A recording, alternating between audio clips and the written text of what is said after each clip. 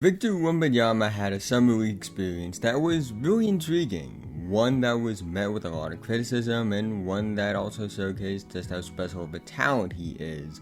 Everything he did was under a microscope, which was to be expected. He was number one pick, he was called generational, he is like something we have never seen before.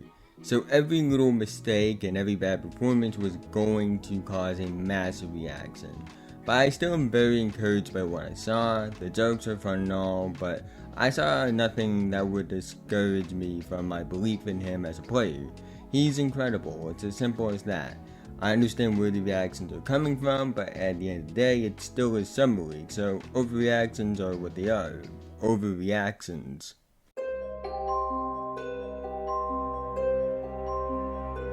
Now, I didn't go to his debut game. I was in Vegas that day, but I also had just been on a flight for nearly 6 hours with awful leg room, so my legs were pretty cramped, and I didn't think packing into an arena like a sardine would be the best idea, so I watched the game from my hotel room. The first game statistically wasn't great. 9 points, 8 rebounds, 3 assists, 2 for 13 from the field, 1 for 6 from 3. However, he did also have 5 blocks as well. Defensively, I thought he was really good. He was a monster rim defender. He changed the Hornets' approach on offense, and showed why he's truly generational as a defensive prospect. His movement skills were really good as well. In terms of the struggles he had, a lot of it felt like nerves and adjusting to a different play style. He felt timid at times when he had the basketball in his hands. It looked like he was learning about the pace and play style of the game on the fly, which does make sense considering you don't have much time to gain chemistry with the Summer League team between the time you're drafted and the start of Summer League. He had 4 fouls, and all of them felt like fouls that were caused by him adjusting on the fly. Even with him getting double-crossed by Brandon Miller and dunked on by Kai Jones, I felt his defense was really good for the most part. Overall, I thought he had a debut that was better than people think. I feel like he impacted the game in much more positive ways than what's being talked about or what the numbers show on the surface. But I do understand the criticism and jokes. This is the number one pick and also a generational prospect that has gotten a lot of hype over the years. So to score under 10 points on 2 for 13 from the field is going to lead to criticism. But I think it was a learning moment for Victor and also a learning moment for fans. Every rookie is going to have struggles, especially ones that are 19 years old, and that applies to all rookies. Even the generational rookies aren't immune to it. Game 2, I actually was able to see in person, and I honestly was really impressed, and I felt the same way I did when I watched him on TV, but it was even more spectacular. Despite that though, I felt like it was similar to his debut game, which may come as a surprise considering he statistically was a lot better. He had 27 points, 12 rebounds, and 3 blocks, along with 9 for 14 from the field, 2 for 4 from 3, and 7 for 12 from the line. But the thing is that I still felt like he was adjusting to the NBA style of game, and he didn't look completely comfortable out there, even if he was noticeably more comfortable in this game compared to his debut game. He was still trying to find chemistry with his teammates, and I don't think it's a big deal considering this isn't the team he likely will be playing with during the regular season, and none of the starters on the Spurs for the regular season played in Summer League, so I wouldn't put too much stock into that. But he was definitely more aggressive as a scorer, demanded the basketball more. He played more on the wing, I would say, compared to the first game where it felt like he played more like a big. He showcased unreal body control. He showed great touch on his shots. He forced himself to the line, which is something that I was really impressed by. And he still was incredible defensively.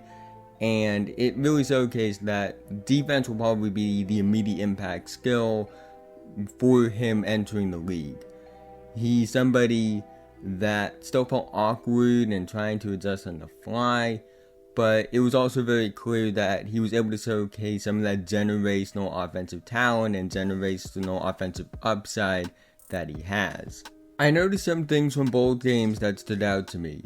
First of all, defensively, he's incredible, and he was able to adjust and be a heavy impact defender even while adjusting, which is something I expected, and we already knew he was incredible defensively, but in person it's very clear that he's going to be dominant very soon, in my opinion. He had some fouls that were silly, but he showcased unreal timing on his blocks, and his movement skills are unreal. Offensively, I think he will be special, but I do think he will have his lumps. I think he needs to improve his spin move, because he got stripped on that move a lot. A big part of him adjusting to the NBA will be adjusting to better, more physical athletes, and he's going to see even more of that in the actual NBA compared to Summer League, where the athleticism is definitely different. He's definitely playing against guys that have NBA talent, but the best from Summer League is basically an entire rotation for the NBA teams. So that's something that will be interesting to see moving forward. I did think his handle is very functional, but he will have plays where he falls on drives just because of how tall he is compared to his defenders more than likely. Now, I do think you have to factor in this. The floors in that arena were not well maintained. It was very slippery throughout the entire game, and that's not just true for his game, that's true for basically all the Summer League games. I felt like the floors were way too slippery, and I do think you have to factor in the fact that in the NBA, it likely won't be as slippery compared to Summer League. It's Summer League for everyone, the players, refs, and even people that maintain the floors. But the body control was really impressive to me nonetheless. A guy that tall should not be able to move the way he does. And I've said it before and I'll say it again. His movement skills would be unreal at 6'8", let alone 7'5". Based off his Summer League, I do think he will translate to the NBA just fine. I'm not too worried about that. You can't put too much stock into Summer League. We've seen players that have had great games in Summer League that didn't become great in the NBA, and we've seen players that struggled in Summer League that became stars in the NBA. And again, none of this really discourages me from what I believe in Victor Wembanyama, but you can take away some things. Overall, I think Wemby showed he's truly a special talent, and I think that's something everyone knew already, at least everyone that actually just watched him play instead of just following narratives based off the past and comparing him to players that are tall but not similar to him. In terms of how I think he can project to the NBA and what we can take away from what he did in Summer League for his rookie season, I think his rookie season will be a mix of everything I saw over these two games. He will have his struggles. He also will wow you with his generational talent. He will be an immediate impact defensive player. He also will have moments he gets bullied by stronger opposing offensive players. And I also think there are moments where he gets struggled by opposing defensive players. He will also have unreal offensive plays. He also will have plays where it doesn't work. He will have nights where he showcases his playmaking feel. There also will be nights where he doesn't have an assist. But overall, I do think he's going to have an incredible rookie season. I still believe he could be an all-star as a rookie. One that will be among the best in recent history potentially. Maybe even the best in history in general. It's not a guarantee that he will be all-star good as a rookie. That's true for any rookie, especially 19-year-old ones, even the generational ones. LeBron wasn't even all-star good as a rookie. But even with some of his Summer League struggles, I don't think my thoughts on his rookie projections have changed. I think he will be a special player as a rookie, and truly do things that we have never seen in the NBA, and I think he has a chance to change the game. It's not a guarantee. It's something only time will tell. That's something I always say. We have to see these things play out. But I am confident that we are about to see something special, and that might be underselling it.